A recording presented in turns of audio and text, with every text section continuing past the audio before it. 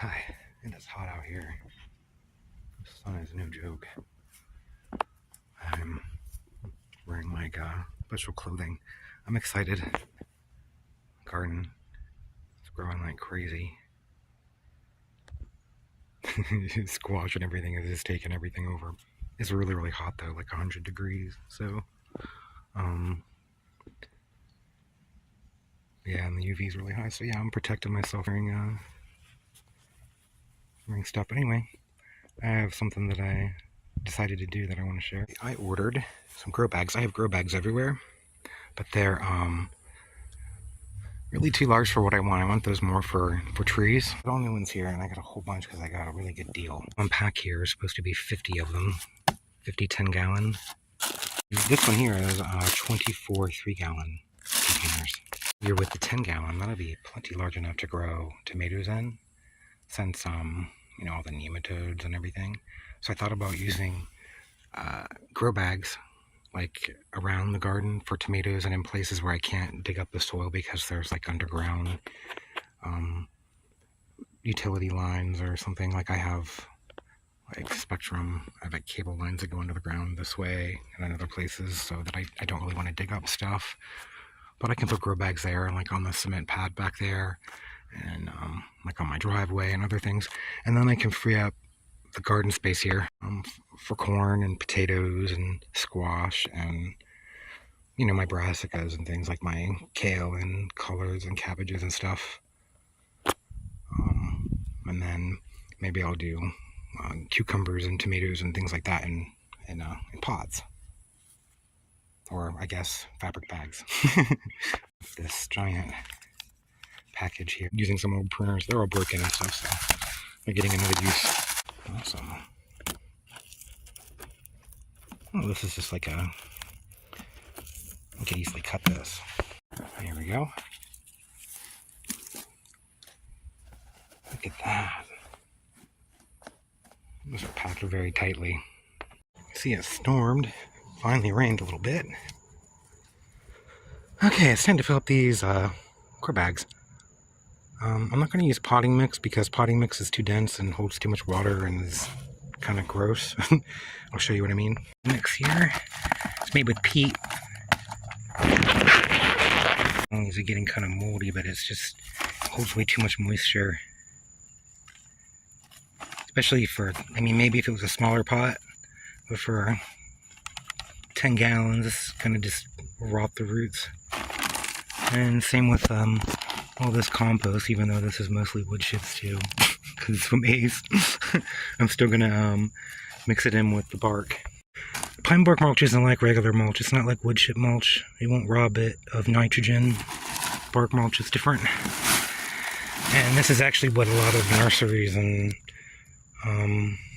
places use as their garden soil, because it lasts a lot longer than the regular stuff and weighs lighter and has better drainage and everything. So this is actually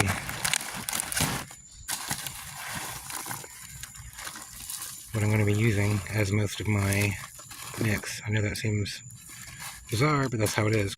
Most of this stuff mixed in with this composted soil mix. Because what I did was I took compost, like 3 or 4 bags of compost, to mix it with a couple bags of that potting soil. And this is what it is. And this is still way too dense to be in a pot like that. So mix it with the stab drainage. It's really cheap that way, and it'll last for a really long time too, not just one season. So that's the plan. I'll mix this all together. I got a mask to put on so I don't breathe in all the dust. There we go. And I'm just gonna like dump all this stuff out here. You can see this is one bag.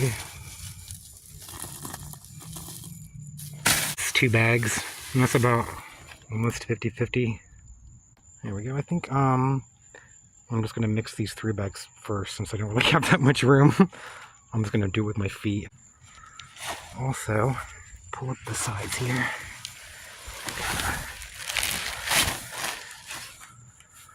And mix in some more. My feet. Sorry about the shaky camera stuff. I'll be back. Oh, kind of hard work. Just need my age. You see this whole pile here, if I was using my own compost, it would probably be only like $10, but because I had to buy the compost that I added, it's still under $20 though for all of this. I mean, this is a big pile. This is only about a third of what I want to make. A fourth, I guess, really. I've been making a lot. But that's a really cheap way to do it. So, I mean, if I was going to buy actual potting mix, it would be like $50 or $60 worth to get that, and it still would be that, like, stuff that would get moldy and compact and kill my plants. So,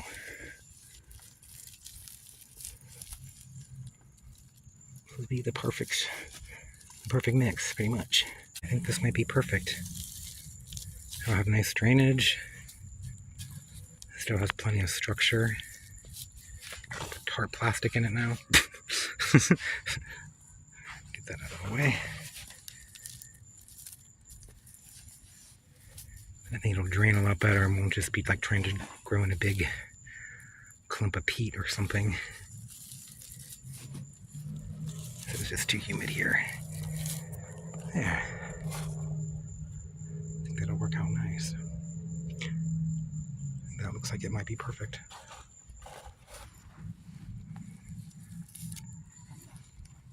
Yeah, it feels nice. I think there was some lightning strikes, maybe causing some fires. Since these were only like 50 cents each, that's one reason why I got so many of them. They were a deal.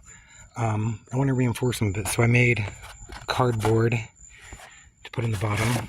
I cut out from like soda containers and things. And then I have all these papers that I save, because I have all this stuff because I recycle, so I save it all up anyway. And I'm going to take a couple of these and kind of light around the edges to kind of help reinforce it a little bit. Maybe it'll work, maybe it'll be a bad idea. I think it'll be okay. I think it'll work. I think it'll be a good idea. Fill it up here. I have this pile here. I'm going to put a mask on and I'll be back. There we go. It'll be perfect too, because, I mean, this still has a couple months to sit in the heat and humidity and compost and break down a little bit more, so it'll be perfect by the time I go to plant tomatoes in it, I think. It's not that heavy either, which is nice. So, out of that pile, I filled up 9 10-gallon containers, which I think is a pretty good deal, because I figured it all out. With the containers included, it was all about $25 to do all 9 of these, because there's about 50 cents or so, a little over, about 60 cents for the bag, and then, you know, less than $20 for the stuff to fill up in each one, to fill them all up. So I think that's a good deal, you know. 9 containers for less than $25. That's awesome. And then, you know, I'm going to be able to do more, but that's, I don't know, I mean, I could probably get it cheaper if I bought things in bulk, but still, I think that's a really good deal. And I think it's a pretty good plan to grow my tomatoes this year. Anyway, it's humid out here. Bye. Thanks for watching.